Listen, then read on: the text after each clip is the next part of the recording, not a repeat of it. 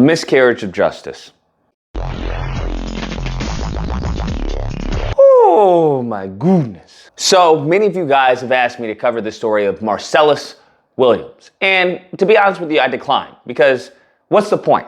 Genuinely, what's the point of me putting out a video on Marcellus Williams?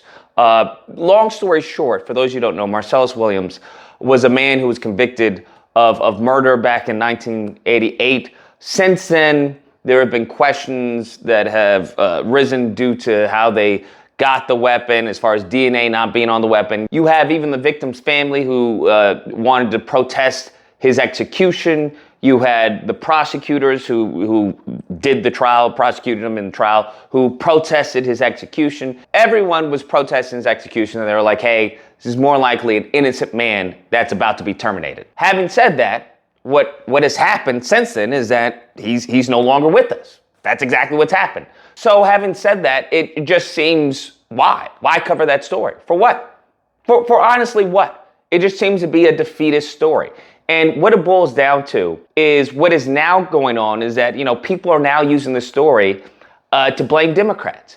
You have many of these grifters and these Sambos who go by monikers, whether it's FBA, ADOS, whatever their moniker is, but you have these anti-black blacks who are trying to, criticize Democrats for this. They're trying to blame Kamala for this. And it's like, what are you talking about? This is basic civics. How is the president or the vice president going to interfere in a state execution? Like what? And I just find it so interesting how they're leapfrogging over the white people. And by white people, I mean the governor, Marcel Parsons or whatever his name is in Missouri, who is going through with this. So they're finding every way to attack the Democrats. And I'm all for criticizing, Democrats if you're voting for Democrats. I'm all for criticizing Republicans if you're voting for Republicans. But it just seems that it's just like attack Democrats. And when they say such things, it's just basic ignorance of civics, of who is control of who gets executed, in a state situation. You even have the Supreme Court. 3 of the judges of the Supreme Court who were Democrat said they would have asked, they would have given him a stay. Having said that, guess what? Where does that leave us with? That leaves us with the other Republican judges, 3 of them, that were appointed by Trump. So, you have to understand that politics, they have repercussions. There is a trickling effect that can be negative and can be harmful. So when we talk about situations like Marcellus Williams, if you have many of these people who want to be ignorant, they want to be politically ignorant. They don't want to know anything about basic civics. They don't want to know anything about the powers of the president, executive branch, judicial, legislative. They don't want to know anything about Congress, how a bill becomes law. They don't want to know anything about that. What they have focused on is screaming in these Twitter spaces. Is screaming on social media. And honestly, I would argue that social media has been more of a harm for black people in some cases than a positive. And I'm curious if it would be a net harm, because there have been stories that I've come across on social media like, yo, we got to bring attention to this. But also at the same time, it becomes a safe haven for people to procrastinate. It becomes a cesspool of people to just waste time.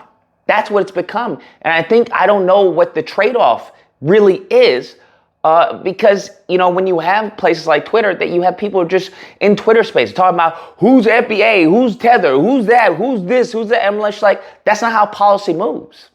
That's not how policy moves. Anyone who has an, IQ above room temperature understands nothing's going on Twitter, right? That's not happening. Unless you're in like a congressman's DMs or something like that, you're just screaming at the sky. If the option is to no longer become politically literate, right, which is what I advocate for, if you don't like what Democrats are doing, then let's find ways to get our voices heard. If they still want to ignore us, then fine, let's find ways to disrupt their flow, their ebb and flow. You have to do what you have to do and make sure the squeaky wheel gets the oil. It's really that simple. But if there is, fragmentation against the community, if there is, people talking about, oh, you a Democrat shielding all this, it's like, well, what are you then? Well, I don't vote. And it's like, well, we're in a country where we have elected officials that represent us. And you talking about you don't vote. So I'm like, so what's the game plan here? Well, we just got to come together. That's what we got to do. We got to come. And it's just like, what? In order to come together, there has to be mobilizing and organizing. Who's mobilizing and organizing?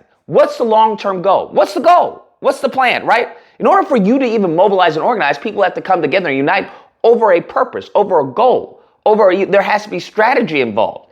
And these people just don't understand that. And it seems that many of these talking heads within the community who have the ears of, unfortunately, our black ignorance, okay? And you know what? I think our black ignorance can be utilized to our benefit, but it seems that the black ignorance are being utilized to our detriment. Where every other race, right, when it comes to white people, they utilize their white ignorance, their PWTs, their trailer park to their benefit. They'll have them do January 6th. They'll have them protest. They'll have them boycott. They'll have them do all this. And it's just like our black ignorance are just like, well, we got to come together.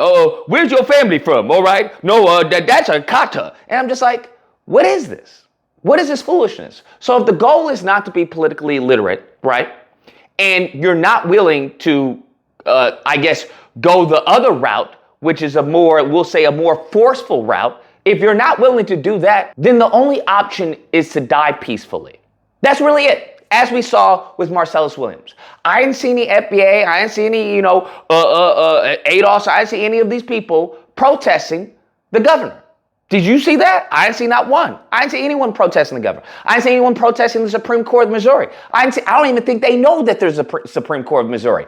I didn't see any of that happening. All you have is people just rabble. And if that's what you want, by all means, I'll play my part, by all means.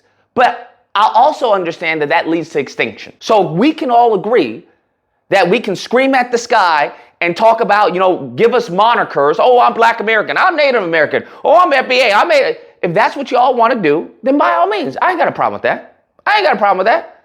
But understand that leads to extinction. So if you're okay with extinction, sure, by any means. If you don't want to be politically literate, okay. And if you don't want to go the forceful route, right?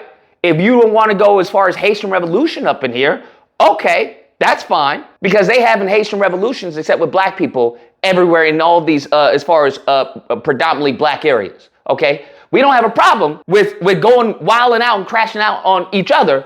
But when it comes to those who are crashing out on us, well, I didn't do anything. Well, y'all want to be on your best behavior. Doesn't make any sense. So if those are only two solutions that I see, right? Those are only two solutions I see, then by all means, extinction is the only option. That's how I see it.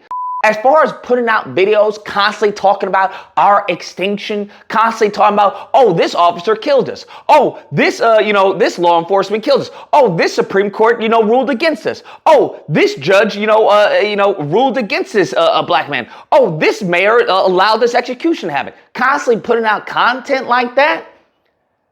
If it doesn't spark someone to have some change, then what's the point? What's the point? Then I become a part of the problem then.